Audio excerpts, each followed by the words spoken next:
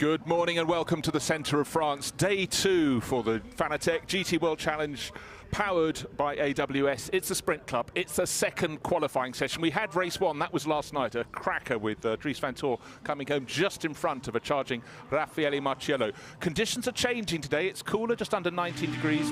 Track temperature 23 degrees. We're heading out for 20 minutes of qualifying. But if you looked at those flags a few moments ago, they were blowing hard, and apparently a storm is a-coming for 4 o'clock, which might just be a factor at the end of the race. But yesterday, of course, John Watson, we had driver 1 in each of these driver pairings going out, and today it's driver 2, and the driver who's been top of 6 consecutive sessions, Raffaele Marciello, about to go out, and he was the driver doing the chasing yesterday. But when we had qualifying yesterday, we had 2 red flags. It can be stop-start here at Magny Cours. Let's hope for a clean run. Well, there's the car that was the cause of one of those red flags, the 46 Audi. This time, Fred Raviche behind the wheel. Raffaele Marciello had a difficult session. He went off on the exit of Broncarb into the Estoril. That brought out the first of those 2 red flags. So Fred Raviche behind the wheel, charging all the way down. But as you pointed out, the man really of the weekend so far, in terms of out-and-out pace, is Raffaele Marciello. He did an amazing job in last night's race to claw back what was a significant deficit, largely because the pit stop times of the WRT Audi that won, compared to the Mercedes, was something like a 4.5-second deficit to the Mercedes. And I mean, Raffaele was just supreme. Yeah, the deficit at the end of the race was about the same as the deficit during the pit stops, but Raffaele took over in 5th place, got immediately up to 4th and kept working. But let's put that aside. Christopher Mies, another driver for Team WRT. Track conditions still trying to find the grip this morning. Fastest time in yesterday's qualifying in different track conditions was 1 minute 36.322 seconds, but the best time of the weekend, Raffaele Marciello did a 1 minute 36.1 in Friday practice session. So a lot of it's down to either track conditions or track temperature, ambient temperature. So I would expect to see at this time of day when, well, ambient is only 18, track at 23, bearing in mind that for a race last night, track was at 24, so not much difference in track temperature. So I would hope to see something in the low 1 minute 36 as Christopher Mies has gone purple in Sector 1 on his first flying lap. He is effectively one of the early cars out. So Mies comes down through Nürburgring, through that quick right-left chicane, then a big break, and this is a long 180-degree corner, and that's what it's called, 180 degrees. A little bit of dust on the outside of the exit. You can see that again, running the curb, kicking up dust for those following behind. As the 87 Mercedes is coming out on its out lap, that's not going to be great for Christopher Mies. And he may have lost a little bit. I mean, he's purple in sector. Now he's losing out. I mean, that is just awful. That really isn't too good at all. Casper Stevenson's in his way. Casper raced very well yesterday, but certainly Christopher Mies, long-time Audi driver, won't be too happy with that. However, now, let's look what we had yesterday. We kept saying it's all now slowing right down. Just backed off. Backed off. You almost thought they're coming across very severe wave yellows. Nothing of the sort. They're having to make their space. Christopher Mies determined to get past and make that space. Now, Patrick Niederhauser, he's one of my tips for the top 2 rows of the grid here. Ended up 4th in the race yesterday, sharing with Aurélien Panis, and this is a Sansalot racing car. They normally go very, very well. But yesterday, to get back to the point, Audis look really, really strong. We had the interjection of the Ferrari, the AF Corsa one that won at Brands Hatch. And of course, we had the number 89 Mercedes of Timo Bogoslawski and Raffaele Marciello. But it all looked Audi. But during the course of the race, we saw some of the Audis really starting to wash away at the front end. So setup is still very critical for some of the newer teams handling the R8. Yes, and it's hard to understand quite why that problem was. The 32 Audi of Dries Vanthoor and Charles Feits looked the best of the Audis around the entire circuit. Others were struggling. Here, coming from just watching there, Niederhauser, just the front did not respond, wouldn't turn in on that low turn into the penultimate corner, then comes across start-finish line. So where will oh, somebody's gone off big time. Where is the car?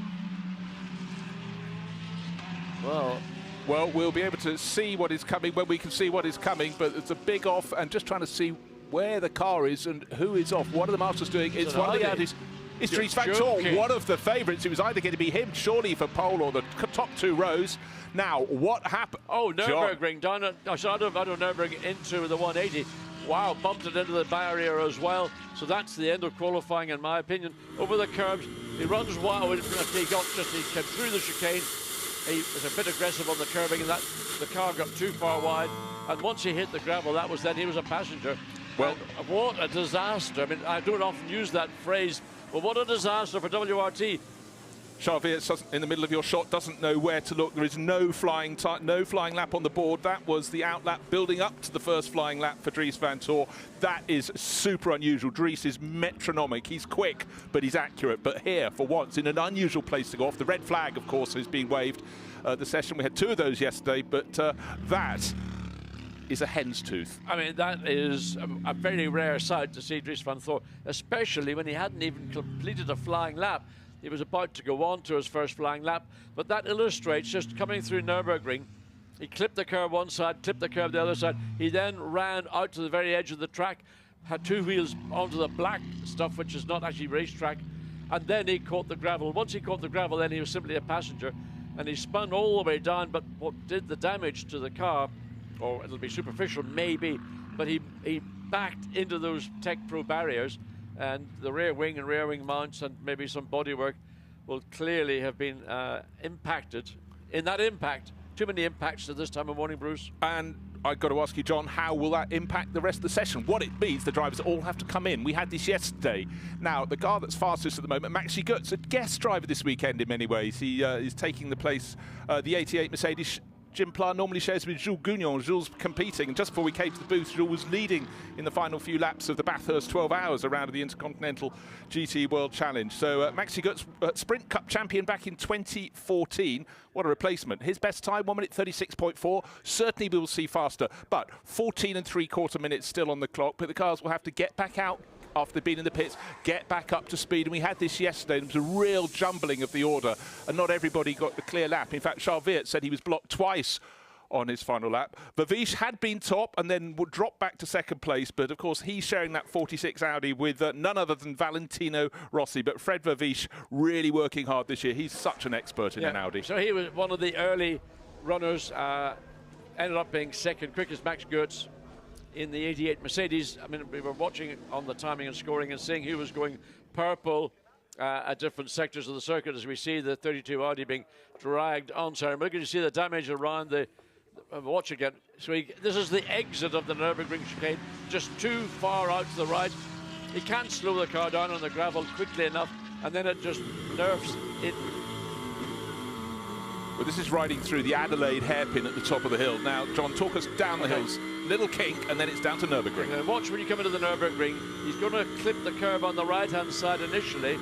Then that throws the car a little bit over towards the left, and then he comes off that, and it just seems not to respond as it would all normally expect to do. And once the rear has come around, there is nothing left for Dries Vanthoor to do but sit there and wait as Charles Weerts, well, he's putting a brave smile on his face. There is the car being driven back. The question is, was it capable of being able to continue? It depends how much damage has been done to the back of the car, the diffuser in particular. The rear wing also was impacting against that Tech Pro barrier, so I suspect it's not going to see it back on the track in this session. Well, let's go and hear from Dries' teammate, Charles Weerts. Charles, really difficult start to the day for you guys. It's going to be a fight from the back of the grid. Yeah, well, we finished the second set, so let's see what we can do. But yeah, you know, it happens. It also happened to me, and we know that when we push the limits, sometimes we go over, and it's like it is. I'm sure we will bounce back from that. And yeah, we have a really strong team, so whatever, we will do our best, and we will just try to score as much points as we can. But yeah, let's see. Have you spoken to Dries at all? Have you heard from Dries on the radios? Yeah, Dries is fine. The car should be fine also. So I think we will still give it a go. See if we can at least do 2 fast stops, because I guess maybe one will get deleted because of the red flag. So yeah, let's see what's still possible, and hope for the best. Thank you. Well, Charles, you may not realise it, but 32 is up, and the jacks, I suspect they'll want to put it back into the garage. There they are rotating it for causing a red flag. So that's going to be a penalty for that 32 car. It will have its best time deleted. So the car is being pushed back. I'm not sure whether they've actually got it into the garage or just got it in echelon form in the pit lane. But there was damage around bodywork primarily, and a bit, I would suspect, of the rear diffuser on the left rear particularly. But my concern would be when it backed into that Tech Pro barrier, the rear wing itself took a bit of a twist, and so that would need to be examined to ensure there's no bent parts or potentially fractured parts. Exactly so, but you know what, with Team WRT and Dries Vanthoor, it is not beyond the realms of possibility. They will get it out right at the end of the session, and he may yet grab pole position. Fred Vervisch, look at the light in his eyes, he's cool, he's calm, and certainly when you see teammate Valentino Rossi driving, he's looking more on edge, but Fred Vervisch could do this in his sleep. He's just such an expert in an Audi. Just watching him, looking in the mirror. So there is the back, no, that's the front, I beg your pardon, of that Audi. So you can just see the sort of they will have spare body parts available, but just whether they will have the time remaining, it's 13 minutes to go.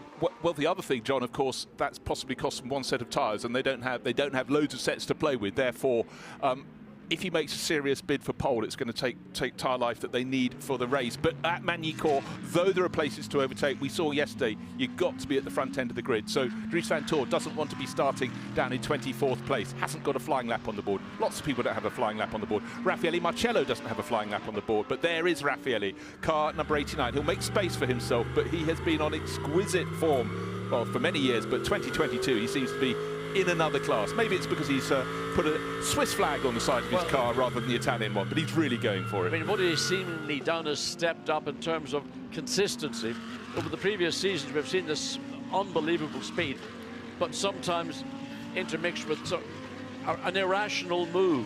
I remember particularly at Misano a couple of years ago, coming through turns 13 and 14, he tried to take so much of the curb on the inside, he actually sent virtually the front suspension out through the bodywork. Hit it so aggressively. Now, flat through Grand Curve. Let's go down a gear to get in, and runs quite wide in the initial or the middle part of Estoril. But of course, we'll see the story when he gets up to the completion of the first sector time as he comes down through the kink on, we call it a straight, but effectively is straight down into the outlet hairpin.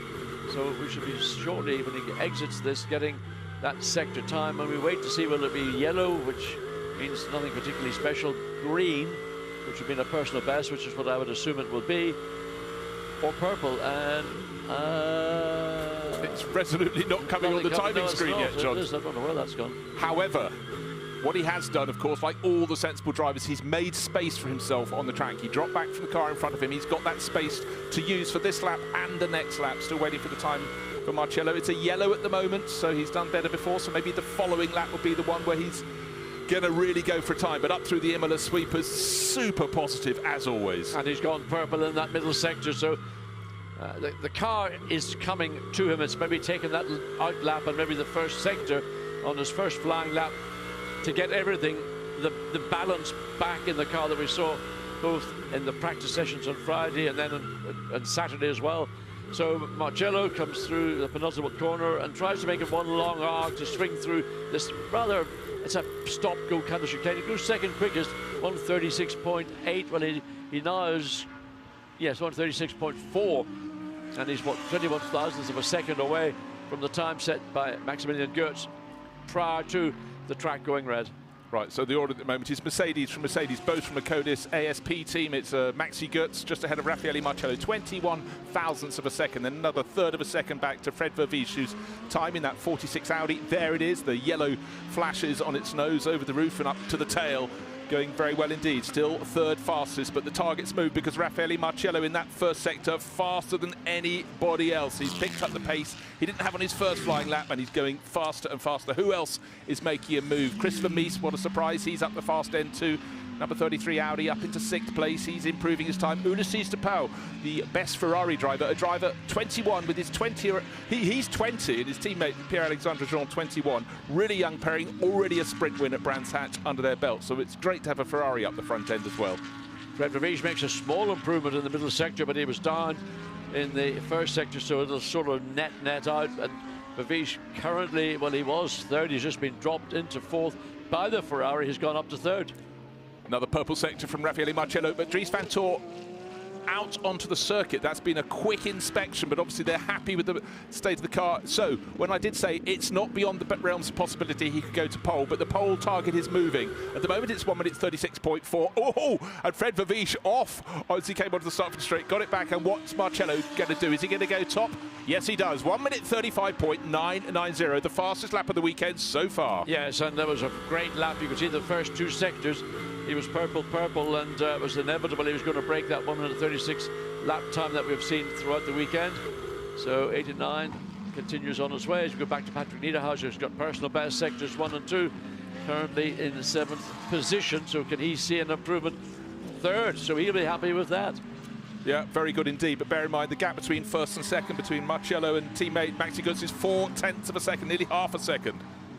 Very good run from Dean McDonald in the McLaren, up to 5th place, so he will be delighted. Well, that is astonishing. He's running in the Pro-Am class with Miguel Ramos for one of the 2 Garage 59 McLarens. That is a really, really tip-top lap, just down by 3/4 of a second. But yesterday's pole starting car, Simon Gachet's number 11, now in the hands of Christopher Haase in the pits. Still time on the board to get back out, wind it up to speed and set a flying lap, but he's down in 6th place at the moment, just behind Dean McDonald. Well, presently, the only person looks like they're going to make any significant improvement is actually going to be Raffaele Marciello, albeit his middle sector time wasn't as quick as his previous lap. As you go back to Dries Vanthoor, back on track, the team have recovered very quickly to get that car. The damage must have been very superficial. Right, left rear corner, let's take a look as it comes past us. Yeah, I can't see if there's any tape on it. Black tape on a black bit of bodywork, hard to pick out. But anyhow, 11th fastest so far. He's not improving. Is he improving this lap? Not yet, but what's hanging off there? Well, it's part of the diffuser, the bodywork around the rear of the car. So there's like it's been nibbled at by the barriers when he reversed into it. Not maybe enough to warrant any big change. At the end plate on the wing on the left-hand side, you can see it's attached at the front, but the end plate is hanging down, so that won't improve his aerodynamics. Or maybe it will. That's one for the aerodynamicist. Sometimes those things are detrimental. Sometimes you think, well, the car's actually, the balance is really nice. But Dries Vanthoor's times, you can see 4/10 down, sector 1 and sector 2. Top 3 runners, Marciello, Götz, Niederhauser in the pits. Have they finished for the session? I don't think so, but they're going to, one presumes, come out and have a crack. But Maxi Götz, Raffaele Marciello, 0.447 of a second to the good. Dries Vanthoor goes from 11th to 10th. Every place gained is important. A little bit of an off there for Chris Froggatt, just running wide behind the JP Motorsport McLaren there, and that's not what he wanted to do. Christian Klein, though, was going increasingly well yesterday, and at the moment is in 9th place overall. That's the next target, the car that Dries Vanthoor needs to topple. 6 minutes and a few seconds remain, and Maxi Götz back on the deck, out in the 88. Yes, and also just looking at Dean McDonald, he is still 5th place. Some of the first. Marciello says in the pits, but now he's gone back out on the circuit. Max Götz likewise, so the 2 Mercedes in for a very quick change. I suspect that was for a fresh set of tyres, and back out on the track. As we look at the 14 Mercedes, Walico as he comes up to the top of the circuit and then begins that process of dropping down. And again, I wonder, has he just sort of backed? I think he's backed out of it. He doesn't want to get into too much contact with the car ahead of him. He's got personal best in 1st and 2nd sector. It'd be a shame to abandon the lap. So he's back on it now as he gets through the chicane on to start-finish straight. 4th position. 4th position, gained 10 positions in 1 lap. That's very, very good from the pole.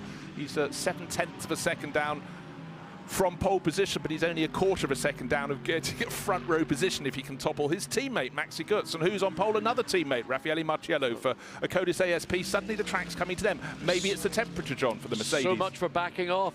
It just looked as if he had backed off as he came out of the Chateau d'Eau and down the hill. Right, let's take a look at the race vision powered by AWS Speeds and Raffaele Marciello at Grand Cours. The first corner, super fast, 2:19. Yesterday he did a 2:17 when we looked at those graphics. But look, 4th fastest driver, Igor Wilco, and Maxi Götz, all the Mercedes drivers at the front end there. So here's Marciello coming on to start finish straight to go on to another flying lap. Now listen through the Grand Curb. But what we have, Porsche were nowhere, and while we're going with Maxi, Klaus Bachler into 2nd place. They've come from nowhere. That's certainly a performance we had not seen all weekend.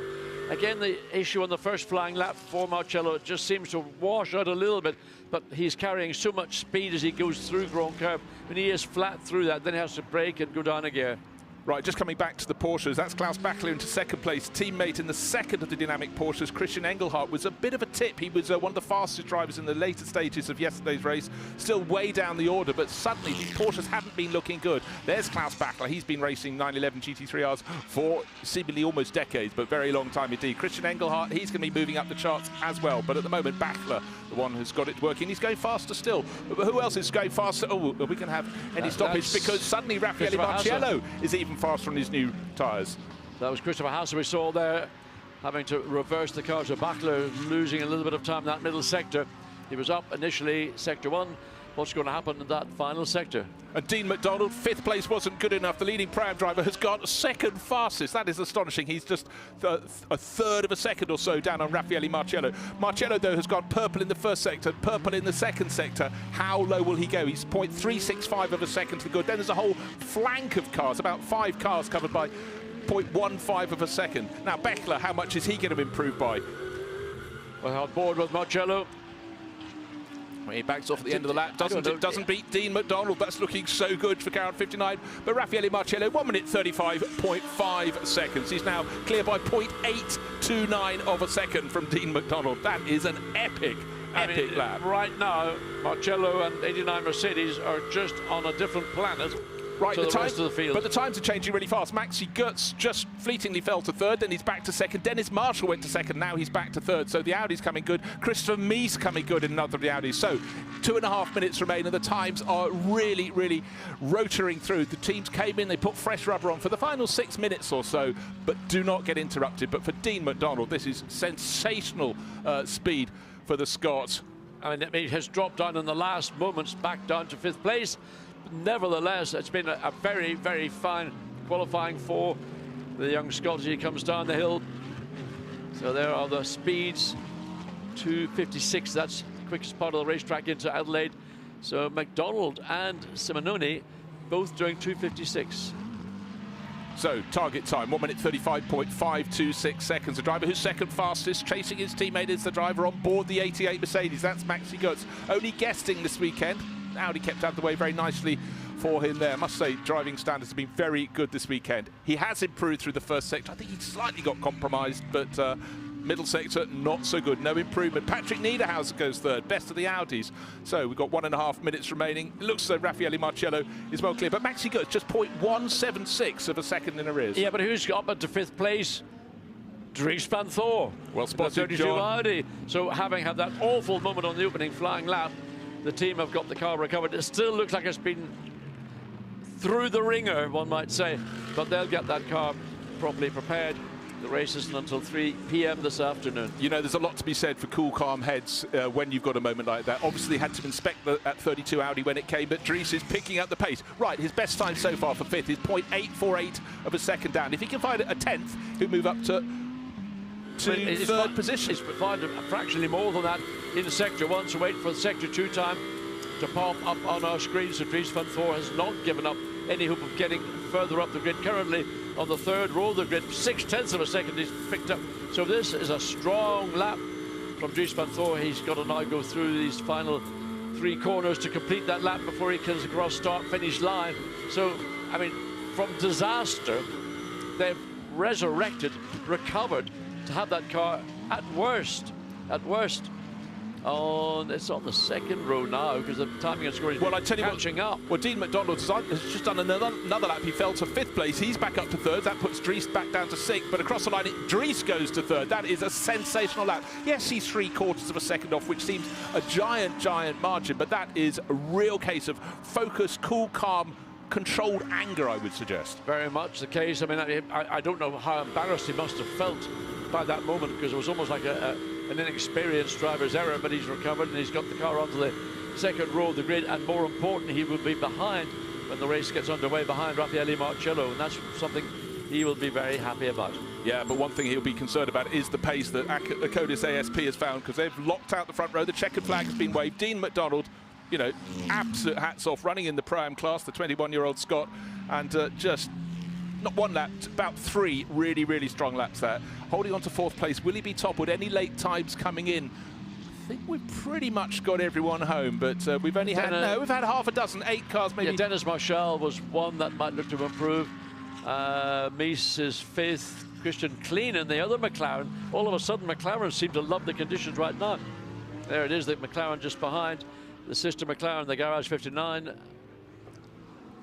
So up into Chateau d'Eau goes Dries Vanthoor.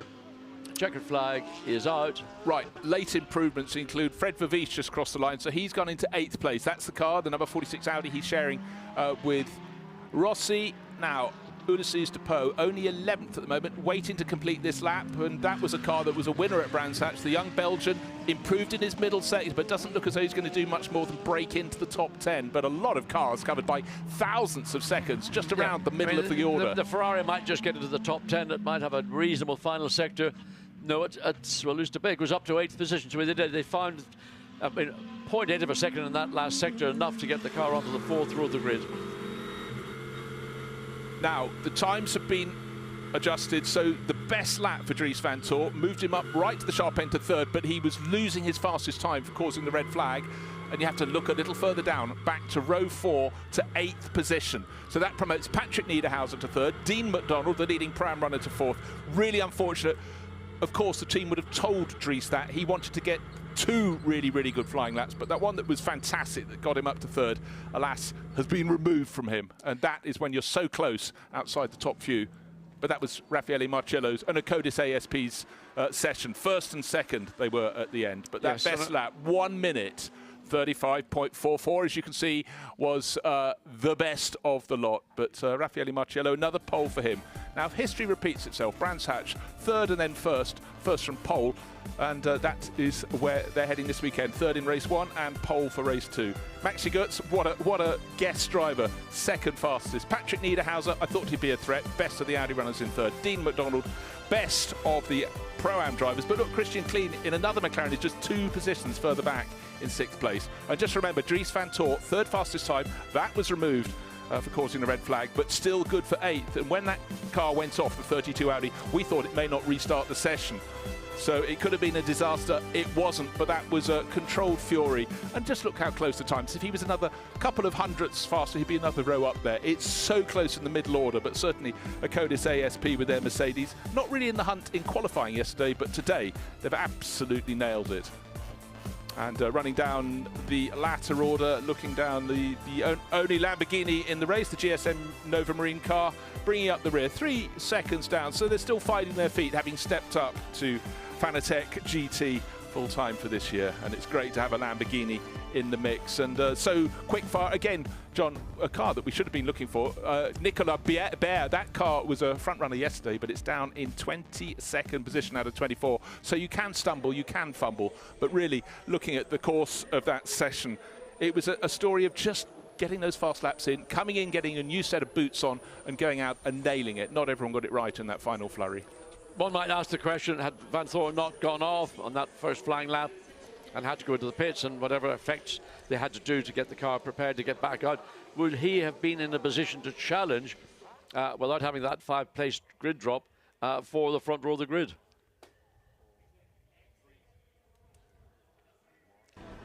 Right, 20 minutes of quick-fire qualifying. We were wondering if we'd have a red flag. We had 2 yesterday, but the conditions were perfect. Track conditions as nice as they've been all weekend when the 24 cars went out. They had to make space for themselves, and certainly early on, some drivers rather stumbled over each other, but I guess everyone was looking to see what would come from 2 drivers in particular. One was Dries Vanthoor, and he got it wrong going out the Nürburgring S, and unfortunately backed the 32 Audi into the tyre wall at the bottom hill. This is riding on board, just snapped away the second part of the Nürburgring S. And this was one of the cars that was a likely challenge for pole. Yesterday's winner of race 1, a mountain to climb for them thereafter. Once the red flag was withdrawn, it was a real flurry, get back out onto the circuit. Maxi Goetz was at the top of the time charts for a while, but everyone was waiting to see what the sister car, the 89 Mercedes, could do, and Raffaele Marciello did not disappoint. At one stage in the session, he was more than 0.8 of a second to the good. A car that really was pushing on and going very well indeed was the 25 Audi, and Patrick Niederhauser going great guns. Then it was a scramble to get back out. Unusual sight, Christopher Haase having a spin. No trouble caused, but a lap wrecked. Dean McDonald going faster and faster and really starred in the Pro-Am class and got right to the sharp end of the grid.